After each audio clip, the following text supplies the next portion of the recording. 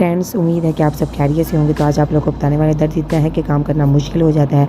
अगर आप भी दर्द में मुब्तला हैं तो इस्तेमाल करें ये 5 जड़ी बूटियाँ जो गाठिया के दर्द में मदद दे सकती हैं। सर्दियों के महीने में गाठिया के मरीज़ अपने जोड़ों में बेपनाह दर्द का शिकार हो सकते हैं। हज़ारों लाखों लोग को मुतासिर करने वाला गाठिया एक दमाई मर्ज़ है जो कि जोड़ों में सोजिश, सूजन या अकड़न की वजह से होता है।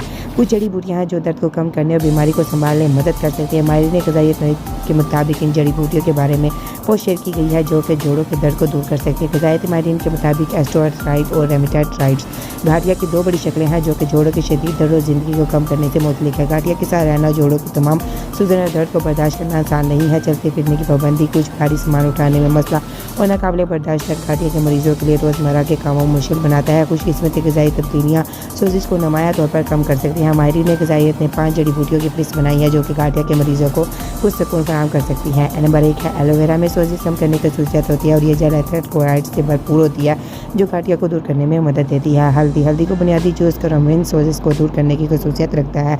थाइम, इसमें सोजिश और एंटी माइक्रोबियल खसूसियत पाई जाती हैं। अदरक में सोजिश के खिलाफ काम करने की खसूसियत होती है। बशमूल सोजिश के मॉलिक्यूल्स को दबाने के सलाहियत जिसे लेकोराइटर्स कहते हैं और ये प्रोटीसाक्लेट्स की तरतीब जो दर्द और सोजिश को बाइस बनती है।